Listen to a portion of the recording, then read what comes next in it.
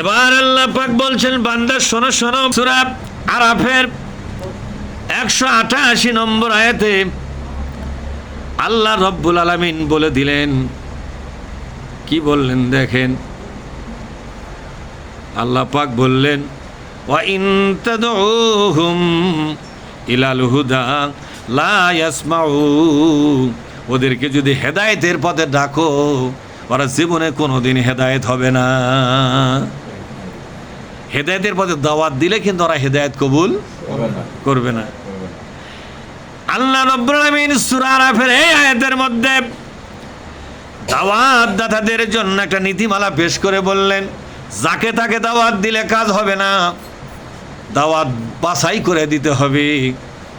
ফাযাক্কির in নাফাআতিজ যিকরা, বলেন ফাযাক্কির in নাফাআতিজ যিকরা সায়াযাক্কারু মান ইয়াখশা। কি সুন্দর নীতিমালা দিলেন। ফাযাক্কির, তুমি উপদেশ দাও, ওয়াজ করো, নসিহত করো। তুমি ওয়াজ করো, নসিহত করো। এই নসিহত যার উপকারে লাগবে তাকেও নসিহত করো। নসিহত করার সময় যারা ঝগড়া বাঁধায়, রাগারাগি করে, খুঁটিনাটি বিষয় নিয়ে নানা ধরনের বাঁকা পথের কথা বলে, হাজার হাজার দাওয়াত দাতার ভুল ধরে বেড়ায় যারা, সবসময় পিছনে গোয়েন্দার মতো লেগে আপনার ভুল খোঁজার চেষ্টা করতেছে যারা, এরা কোনোদিন আপনার দাওয়াত কবুল করবে না। এ কথা আল্লাহ বলেছে। এই জন্য দাওয়াতের মিশন নিয়ে যার তার সাথে ঝগড়ায় লিপ্ত হওয়া যাবে না। যেরকম ঠিক না, যার তার সঙ্গে ঝগড়ায় লিপ্ত হওয়া যাবে না। আপনি যে দাওয়াত দিচ্ছেন, কত মহান এবং পবিত্র কথা আপনি বলছেন, এই কথাগুলো বলার জন্য যে শক্তি সামর্থ্য আপনার আছে, এই শক্তির সামর্থ্য যার তার কাছে ব্যবহার করে অযথা অপচয় করার দরকার নাই। অনেক ক্ষেত্রে আপনি সালাম দিয়ে সেখান থেকে চলে আসবে, ঠিক না? ওয়াইযা খাতাবাহুমুল, বলেন ওয়াইযা খাতাবাহুমুল জাহিলুনা ক্বালু সালামা। জাহিলদের সঙ্গে যখন দাওয়াতের ঝগড়া শুরু হয়ে যায়, এই ঝগড়ার প্রতিদ্বন্দ্বী হয় না, এই ঝগড়ার প্রতিবাদ করার প্রয়োজন নাই, বরং জাহিলকে আস্তে করে তাকে বর্জন করে তাকে এড়িয়ে তুমি ওখান থেকে পাশ কেটে চলে যাও। কারণ তোমার শক্তি সামর্থ্য অজাগায় ব্যবহার করার প্রয়োজন নাই, খরচ করার প্রয়োজন নাই। তোমার পবিত্র শক্তি এবং সামর্থ্য উপকারী জায়গায় তোমরা খরচ করো। আমি আমার এমন অনেক বান্দা তৈরি করেছি, দাওয়াত দিতে দেরি হবে, কবুল করতে দেরি হবে না, কোনো বিতর্কও তারা কোনো দিন করবে না। বিতর্ক একের পর এক করবে। এই মোরলে দেখেছে অনেক চাষটলে বসে একটা দাওয়াত দিচ্ছি, আরেকবার আরেকটা বিতর্ক শুরু করে, সেটার উত্তর যখন দিলাম তখন আরেকটা প্রশ্ন করে। এর যেন প্রশ্নের কোনো শেষ নাই, কথা ঠিক না?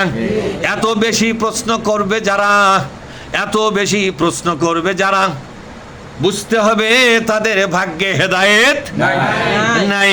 এদের পিছনে সময় খরচ করার দরকার নাই, এদের পেছনে সময় খরচ করার দরকার নাই। আল্লাহ তাআলা বলছেন, তোমরা যতই দাওয়াত দাও, কিছু মানুষ দাওয়াত কবুল করবে না, জীবনে কোনোদিন তারা হেদায়েত হবে না। ওয়াতারাহুম, বলেন ওয়াতারাহুম ইয়ানজুরুনা ইলাইকা ওয়া হুম লা ইউবসিরুন। হে নবী, তুমি যখন দেখো, ওদেরকে যখন দেখো, মনে হয় ইয়ানজুরুনা ইলাইকা, বলেন ইয়ানজুরুনা ইলাইকা, তোমার দিকে তাকিয়ে আছে, দেখে মনে হবে তোমার দিকে তাকিয়ে আছে। আসলে শয়তানি মনের মধ্যে ভরে নিয়ে আছে, ওরে এমনি তাকে আছে, আর মনে মনে পরিকল্পনা করতেছে কোন জায়গাতে একটু ভুল করে ওই জায়গা নিয়ে সমাজে এবং বাজারে হুলস্থুল লাগাবো। এরা হলো কাটিয়া শয়তান। কি শয়তান এখন? এরা হলো কাটিয়া শয়তান। এরা টাকা থাকে শোনার জন্য নয়, বোঝার জন্য নয়, গ্রহণ করার জন্য নয়, এরা টাকা থাকে শিয়াল কুত্তার মতো। বিলাই যেমন ইন্দুর ধরার জন্য ওত পেতে বসে থাকে, সবসময় খালের মধ্যে থাকে আছে, ইন্দুরের ভালো মন্দ দেখার জন্য নয়, বের হওয়ার সাথেই ইন্দুর একটু ভুল করলেই বিড়ালের খাদ্যে পরিণত হবে, মুরগিটা ভুল করলেই শিয়ালের খাদ্যে পরিণত হবে। হবে কিনা জোরে কন? এরা তাকায় থাকে উপকার করার জন্য নয়, আপনার সর্বনাশ করার জন্যই চোখ নজর দিয়ে তাকায় থাকে।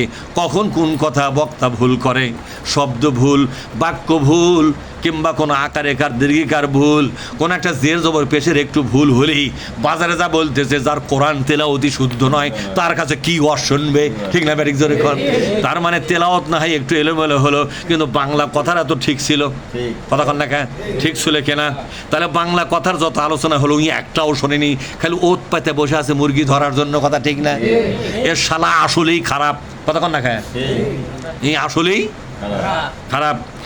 এরপর আল্লাহ পাক বলছেন তুমি দেখতে পাবে তারা তাকিয়ে আছে, দেখেন ওয়াতারাহুম, বলেন ওয়াতারাহুম, তাদেরকে তুমি দেখতে পাবে, ইয়ানজুরুনা, তারা তাকায় আছে, নজর করে আছে, ইলাইকা, আপনার দিকে, ওয়া হুম লা ইউবসিরুন, আসলে তার আসল দেখা দেখে না, ওরা দেখে ওদের স্বার্থে, আপনার স্বার্থে নয়, সত্য গ্রহণ করার স্বার্থে নয়। কথাগুলো কে বলছেন?